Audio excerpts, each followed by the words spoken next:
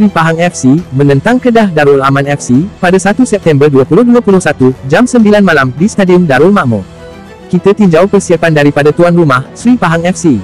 Pengendali Sri Pahang FC, Dollah Saleh, tetap berpuas hati dengan persembahan pemainnya, walaupun tumpas 0-3 kepada Johor Darul Tazim JDT, pada aksi Liga Super di Stadium Sultan Ibrahim, Iskandar Puteri, pada perlawanan lalu. Beliau mengakui agak kecewa dengan keputusan selepas tewas kepada JDT, tapi bangga dengan barisan pemainnya yang diturunkan apabila menunjukkan semangat juang tinggi, tak kala menyenaraikan pemain simpanan dan pemain Piala Presiden untuk berdepan skuad kendalian Benjamin Mora. Aksi pada babak pertama, mungkin dari aspek pengalaman pemain saya yang kerap buat kesilapan, yang tidak sepatutnya dilakukan, tapi pada babak kedua, kita cuba bangkit malah mencipta beberapa peluang, yang hampir mencemaskan benteng JDT. Apa yang dipamerkan barisan pemain saya, pada aksi itu cukup memuaskan hati, dan mereka begitu bersemangat untuk beraksi sepanjang 90 minit perlawanan, yang rata-ratanya pemain simpanan, malah mereka tidak kekok untuk berdepan pemain JDT yang begitu berpengalaman. Kelibat Yakubu, yang ditugaskan beraksi di posisi tengah, turut memainkan peranan bagi membimbing beberapa pemain muda, yang beraksi dalam perlawanan itu malah Syahir Saiful, yang berusia 18 tahun tidak kekok beraksi, dalam kesebelasan utama, katanya. Ditanya, jika 6 tonggak utama dapat diturunkan pada perlawanan itu, Dollah menegaskan, dalam permainan bola sepak apa jua boleh berlaku, dan tidak boleh menjangka, sama ada keputusan yang lebih positif mampu diraih skuad Tok Gajah. Beliau tampak risau, tatkala skuad Tok Gajah berada di zon bahaya, selepas berada di tangga ke-10 Liga, namun optimis, pasukan itu mampu bangkit untuk kekal di saingan Liga pada musim depan, dan menyasarkan kemenangan dalam baki 3 perlawanan lagi. Malah beliau berharap, beberapa tonggak utama iaitu, Muslim Ahmad, Nur Azam Aziz, Aung Kauman, dan penjaga gol, Helmi Eliza Elias, akan kembali memperkuatkan pasukan, bagi mengharungi baki 3 perlawanan, yang dianggap misi penting buat skuad Tok Gajah.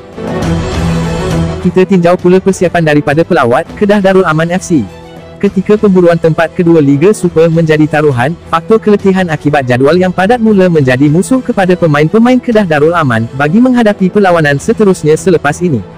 Mengakui perkara itu, jurulatih Kedah, Aidil Syarin Sahak bagaimanapun tidak mahu perkara tersebut dijadikan alasan, untuk anak-anak buahnya bermain sambil lewa hingga menyebabkan keciciran mata. Katanya, selaku pemain profesional, anak-anak buahnya perlu bijak menjaga diri untuk tampil lebih segar dalam perlawanan seterusnya. Selepas beraksi 5 perlawanan untuk tempoh yang singkat, keletihan sudah tentu membelenggu para pemain.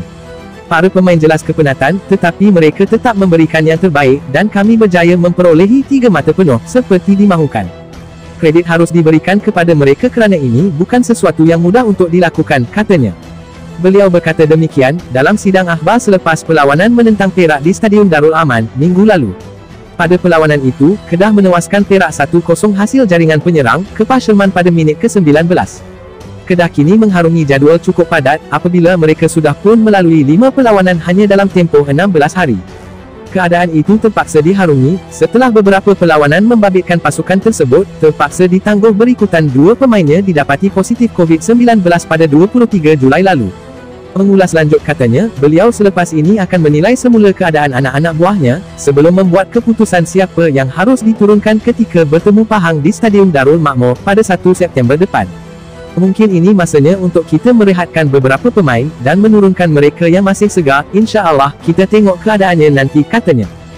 Sekian info sukan dari saya, majulah sukan untuk negara, terima kasih dan jumpa lagi, stay safe.